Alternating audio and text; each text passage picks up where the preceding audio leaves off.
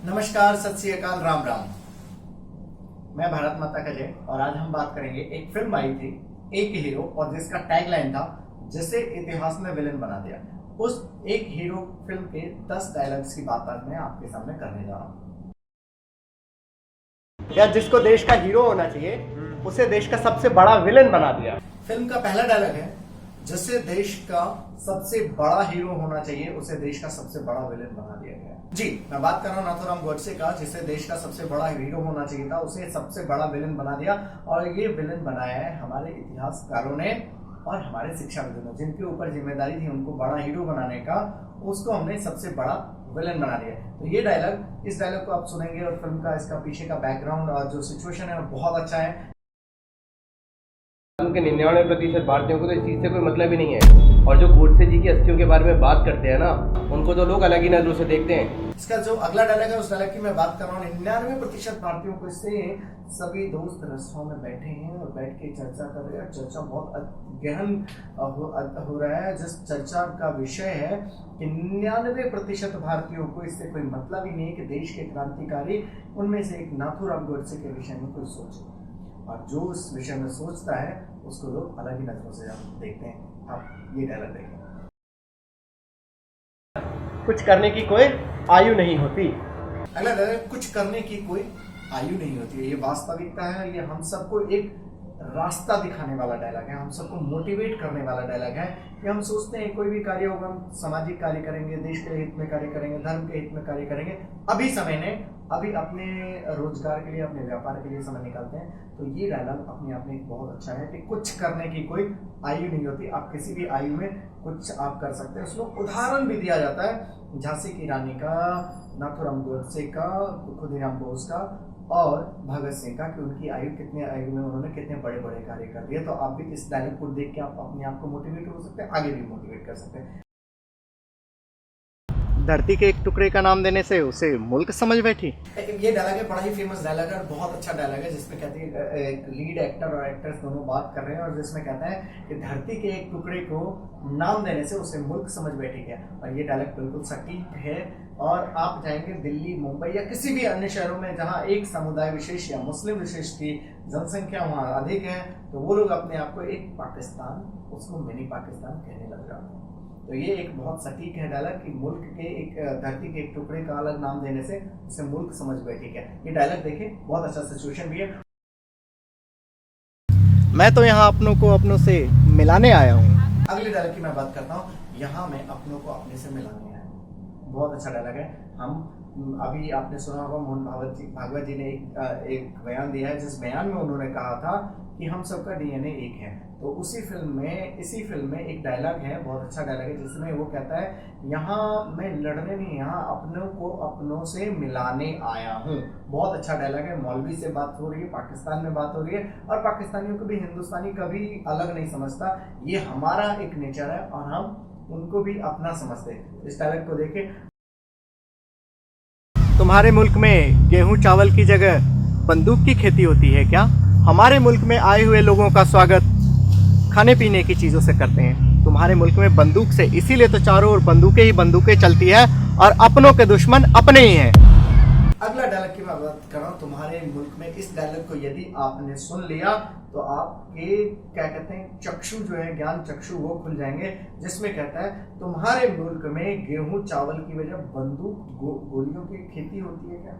और वास्तविकता भी यही है कि पाकिस्तान में आप जाएंगे तो आपको केवल बंदूक, बम, बारूद ही मिलेंगे। खाने पीने की चीजें तो बाहर से इंपोर्ट कर लेते हैं। तो उगाते क्या हैं? बम, बारूद, बंदूक, यही। और इसीलिए उस मुल्क की स्थिति भी वैसी है। दिन रात कहीं भी चले जाएं, जाने का आपको घर से पता होता, आएंगे वापस ये पता नहीं होता है। तो ये डायलॉग अपने आप में बहुत अच्छा है कि तुम्हारे मुल्क में गेहूं चावल की जगह बंदूक और गोले बारूद की खेती होती है क्या?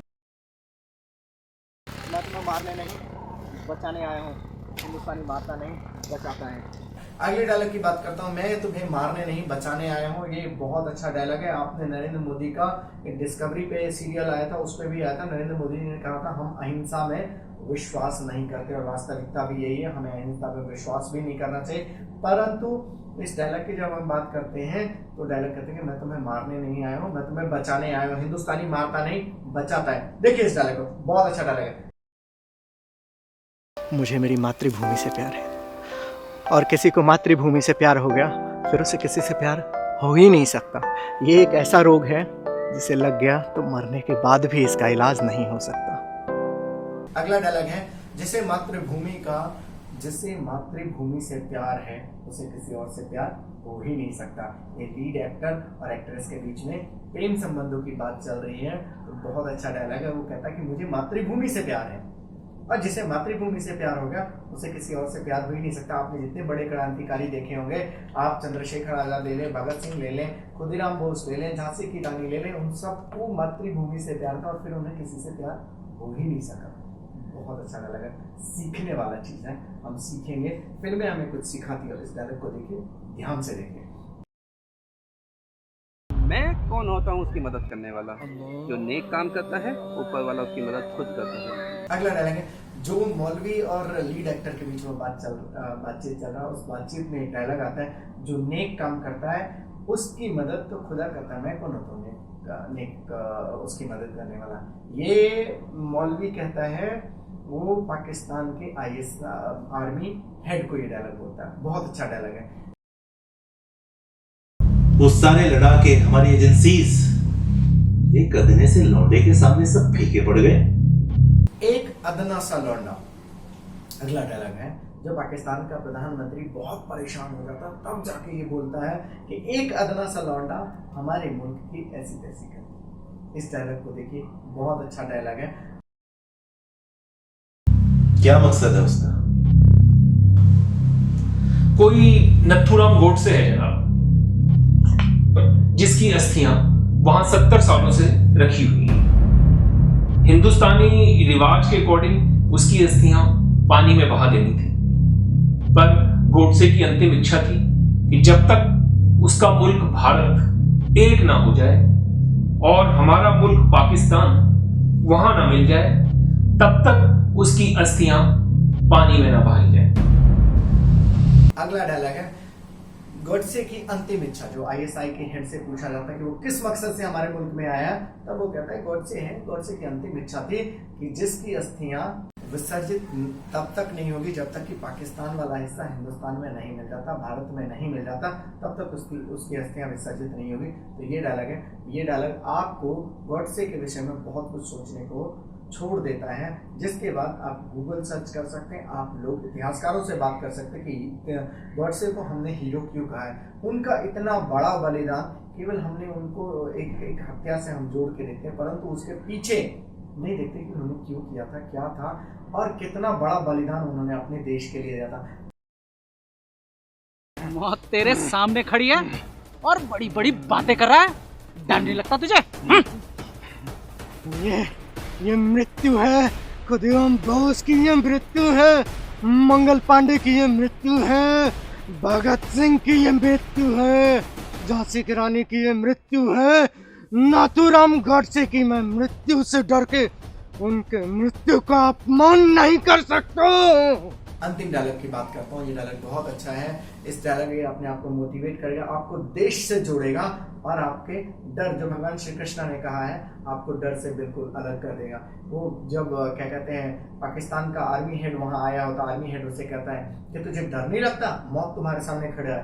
तो वो कहता है, लीड एक्टर कहता है कि डर किस बात का डर, मैं यदि डर जाऊं मृत्यु से तो ये अपमान होगा, नाथूराम गोडसे का ये अपमान होगा, भगत सिंह का ये अपमान होगा, झांसी की रानी और खुदीराम बोस का, तो मैं मृत्यु से नहीं डरूंगा।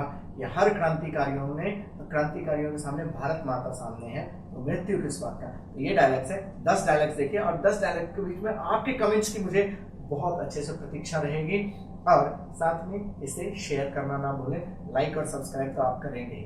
धन्यवाद, नमस्कार।